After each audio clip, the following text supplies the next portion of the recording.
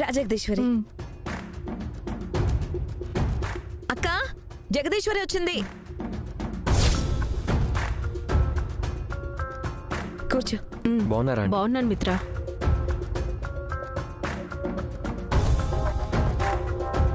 ఎలా ఉన్నావు జగదీశ్వరి? నేను బాగున్నాను అరవిందా. ఏంటి విషయం? శుభలేఖలు వచ్చాయి. మొదటి శుభలేఖ మీకిచ్చి వెళ్దామని వచ్చాను.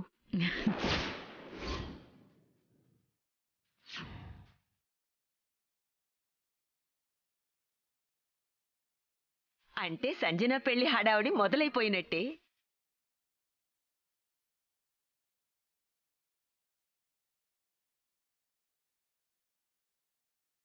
అన్నయ్య గారు, అరవిందా, ఇదిగోండి మొదటి శుభలేఖ తీసుకోండి.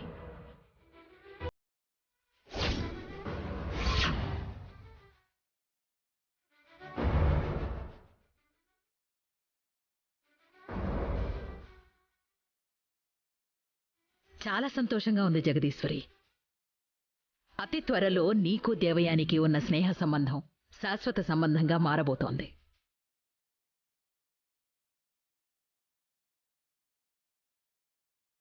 మా ఇంటి అమ్మాయి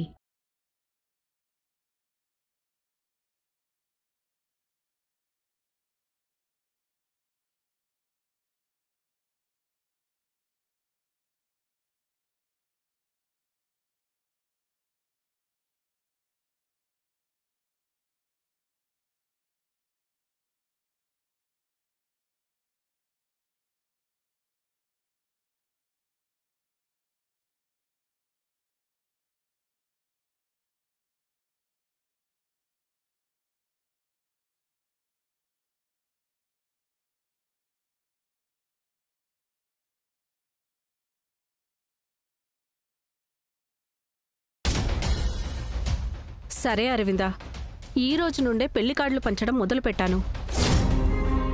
బంధువులందరినీ కలవాలి. ఉంటాను. అలాగే. బాయ్ మిత్ర. పద.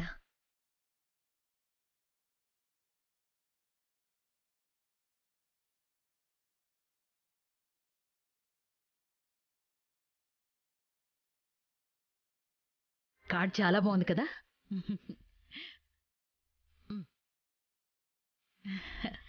చాలా సంతోషంగా ఉంది దేవయాని. నీలాగే నాకు సంతోషపడాలనుందక్క. కానీ నేను సంతోషపడే లోపే ఆ సంతోషం ఎక్కడ చెదిరిపోతుందోనని భయంగానూ ఉంది.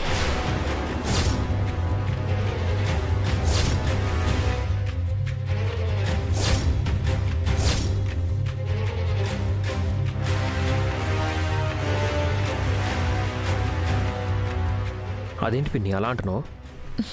మరి ఇంకెలా అనమంటావు మిత్ర? ఈ పెళ్లి జరగాలని ఇక్కడ ఎంతమంది కోరుకుంటూ ఉన్నా ఈ పెళ్లి జరగకూడదని కోరుకునే వాళ్ళు కూడా ఉన్నారు.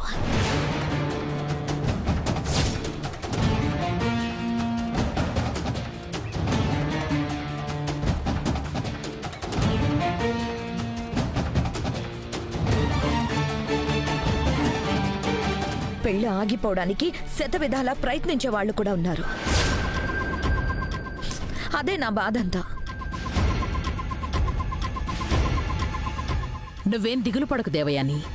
ఇక్కడ ఎంతమంది ఎన్ని ప్రయత్నాలు చేసినా, ఎన్ని ప్రయోగాలు మొదలుపెట్టినా వాళ్లకి ఫలితం మాత్రం దక్కదు. నువ్వున్నావన్న ధైర్యంతోనే నేను కూడా ఉన్నానక్క. కానీ ఎవరు ఎంత ధైర్యంగా ఉన్నా, ఎంత బలంగా నిలబడినా వాళ్ళు చేసే కుట్రలకి నా కూతురు పెళ్లి ఎక్కడ బలైపోతుందోనని నా భయం.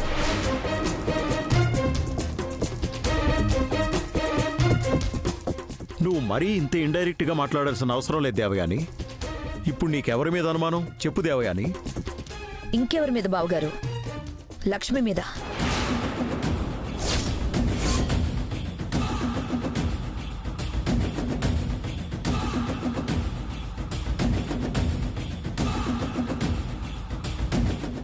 నా కూతురు పెళ్లి మాటలు మొదలైనప్పటి నుంచి చూస్తున్నాను. లక్ష్మి మనం సంతోషంగా ఉంటే చూడలేకపోతోంది. కళ్ళల్లో నిప్పులు పోసుకుంటుంది. సంజన పెళ్లి ఎలాగైనా ఆపేయాలని కంకణం కట్టుకుంది. మన సంతోషం చూడలేనంత చెడ్డ గుణం లక్ష్మికి లేదు దేవయాని. మీరు లక్ష్మిని వెనకేసుకొస్తూ ఉంటారు కాబట్టి ఆమె మన వెనక చేసే పనులు మీకు తెలియదు బావగారు.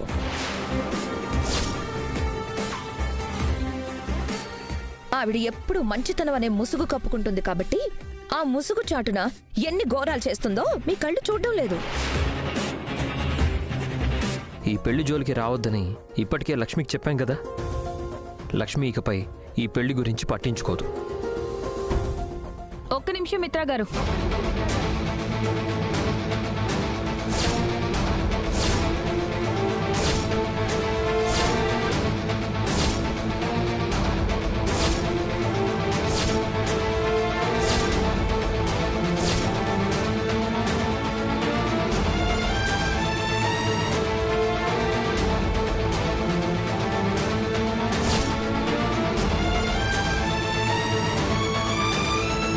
నేను మాట్లాడొచ్చా?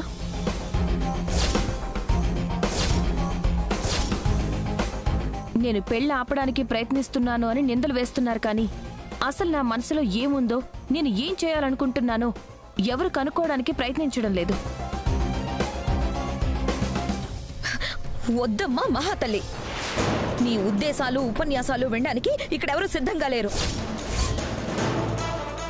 అన్నిటికంటే ముందు నువ్వు ఎప్పుడైతే విడాకులకు అప్లై చేశావో అప్పట్నుంచి ఈ ఇంటికి నీకు సంబంధాలు తెగిపోయాయి.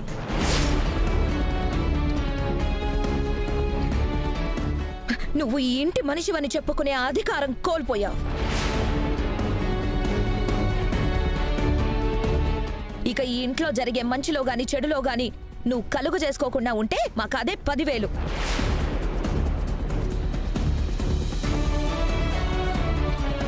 దేవయాని, అసలు లక్ష్మి ఏం మాట్లాడుతుందో కొంచెం కూడా వినవా? అత్తయ్య గారు, ఆవిడ గారు మనకు చేసిన ద్రోహం మోసం మీకు అర్థం కావట్లేదు. చూడండి చిన్నత్తయ్య గారు, నేను ఎప్పుడూ ఎవరికీ హాని చేయాలని అనుకోలేదు, ఎవరికీ ఏ కీడు తలపెట్టాలని ప్రయత్నించలేదు. మీరు చేసే పని గొప్పదైతే ఎన్ని ఆటంకాలొచ్చినా, ఎన్ని అడ్డుగోడలు కట్టినా ఆ భగవంతుడే ఈ పెళ్లి జరిగేలా చేస్తాడు.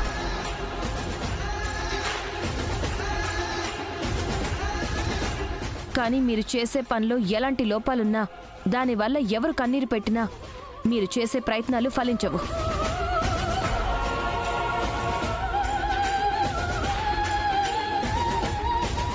చూసావాక, ఇప్పటికి కూడా తన తల పొగరు తగ్గలేదు.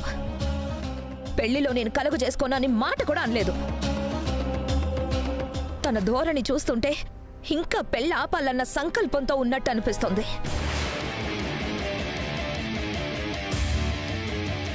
నువ్వేం కంగారు పడకు దేవయాని. ఈ పెళ్లి ఆపడానికి లక్ష్మి ఎలాంటి ప్రయత్నాలు చేసినా నేను కూడా ఎట్టి పరిస్థితుల్లోనూ సహించను, భరించను.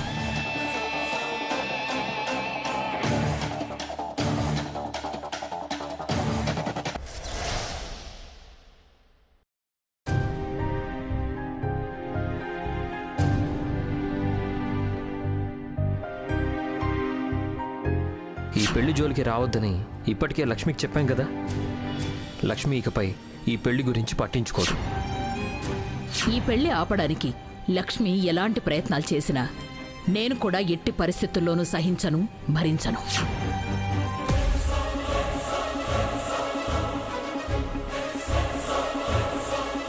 సంజన, నీ బ్రతికి ఎలా ఉంటుందో అని, నీ భవిష్యత్తు ఎలా గడుస్తుందో అని ఇప్పటినుంచే నీలో భయాలు మొదలయ్యాయని నాకు తెలుసు. నువ్వు భయపడుతూ బ్రతకాల్సిన అవసరం లేదు సంజన.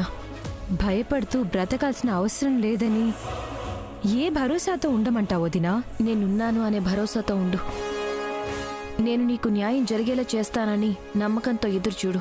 నా బ్రతుకు బాగుండాలని, నా భవిష్యత్తు బాగుపరచాలని నీకుంటే సరిపోతుందా వదినా?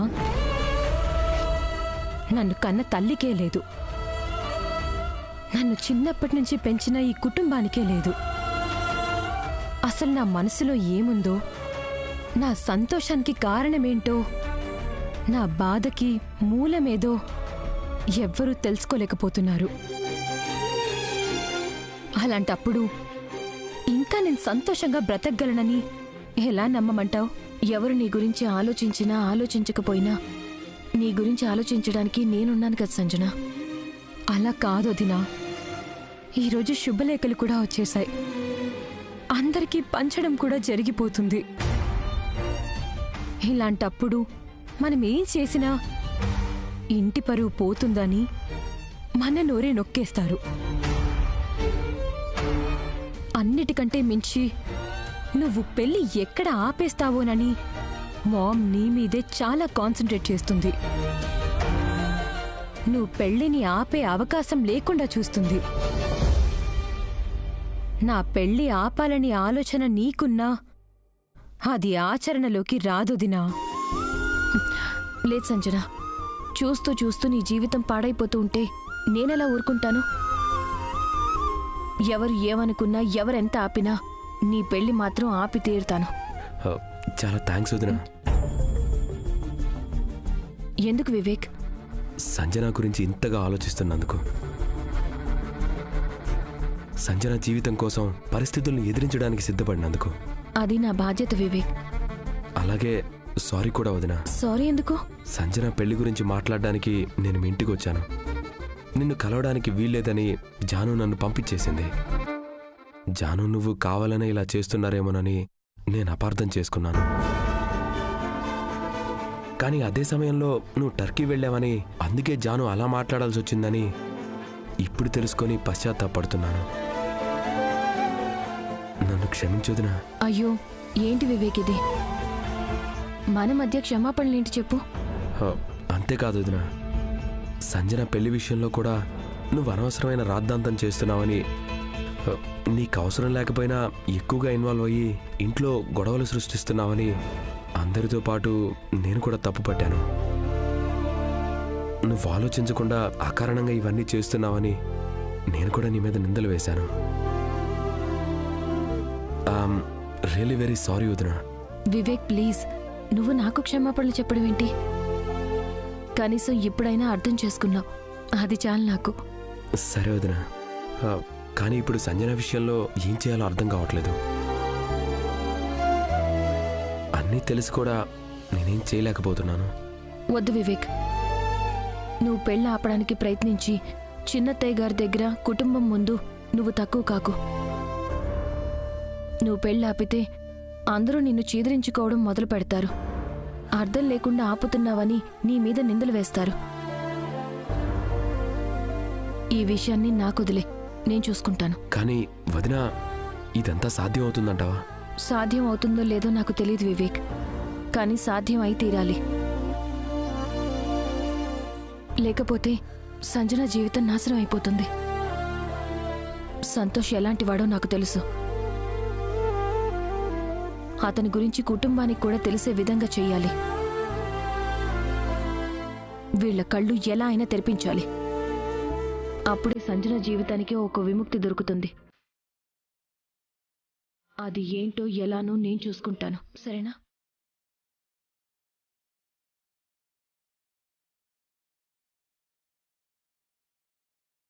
ఇట్స్ ఓకే, వదిన చూసుకుంటానంది కదా, you just don't worry.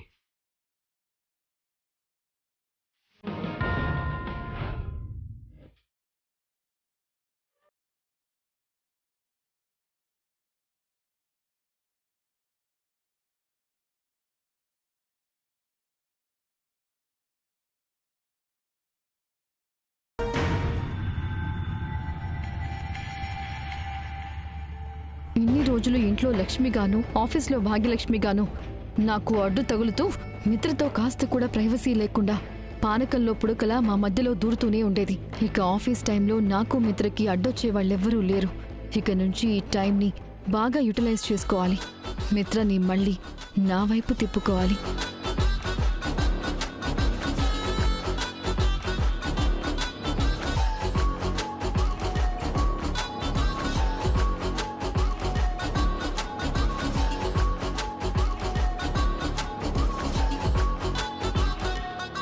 Excuse me sir. చెప్పు మహేష్. ఇందాక ఫైల్ అడిగారు సార్. ఒక పని చెయ్యి, నేను కొంచెం బిజీగా ఉన్నాను. భాగ్యలక్ష్మికి ఇచ్చి రిపోర్ట్ తయారు చేయమని చెప్పు.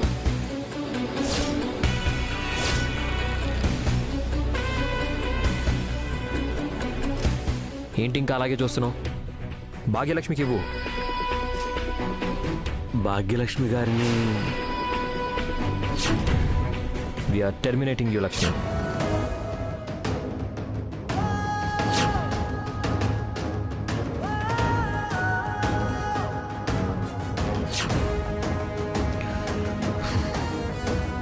సరే, ఆ ఫైల్ ఇటు.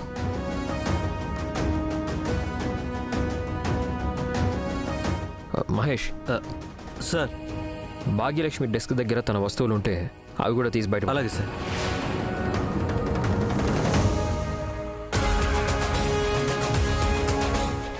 మహేష్ గారు ఏం చేస్తున్నారు? మిత్ర గారు ఇవన్నీ తీసేయమన్నారు మేడం. మిత్ర, ఈ లక్ష్మి ఏంటి మళ్ళీ వచ్చింది?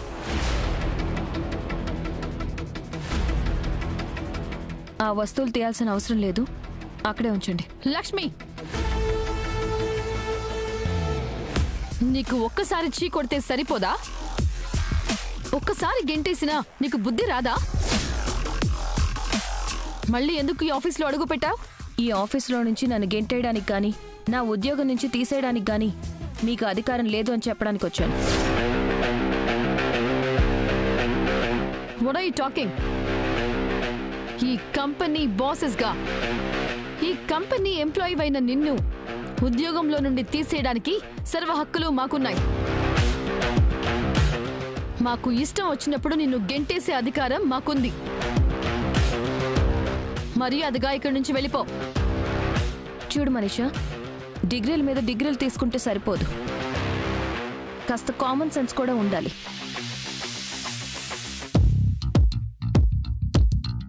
ఎక్కువగా ఆవేశపడకు, కొంచెం ఆలోచించు.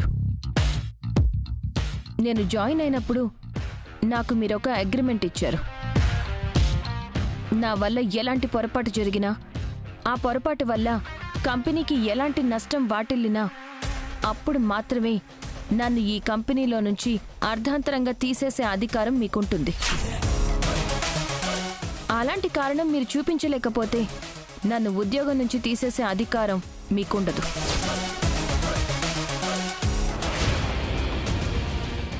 రూల్స్ అండ్ రెగ్యులేషన్స్ మాట్లాడుతున్నావు ఏంటి Lakshmi?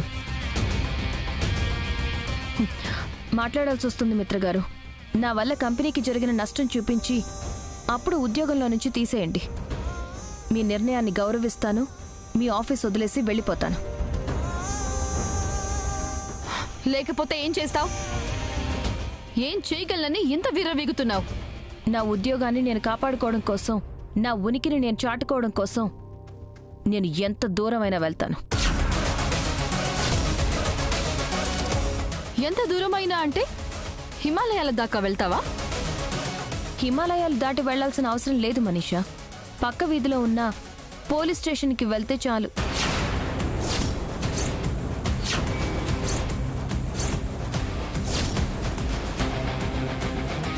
What do you mean? నేను కష్టపడి సంపాదించుకున్న నా ఉద్యోగం కాపాడుకోవడం కోసం పోలీస్ కేసు పెట్టే అధికారం కూడా నాకుంది.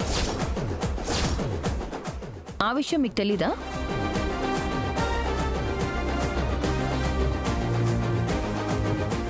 అవసరమైతే పోలీస్ స్టేషన్కైనా వెళ్తాను, ఆపై కోర్టు మెట్లైనా ఎక్కుతాను.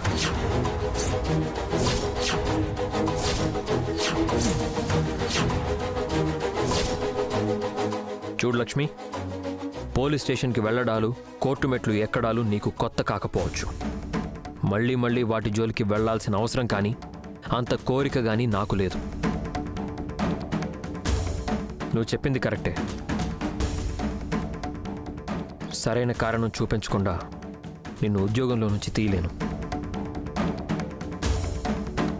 కానీ నన్ను ఎదిరించి నువ్విక్కడ ఉద్యోగం చేయాలనుకుంటున్నావు.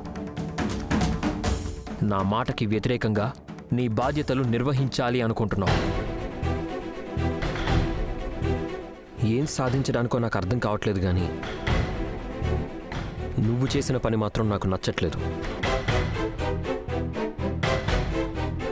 నువ్వు చేస్తున్న పనిని, నీ పద్ధతిని ఎప్పటికీ క్షమించలేను.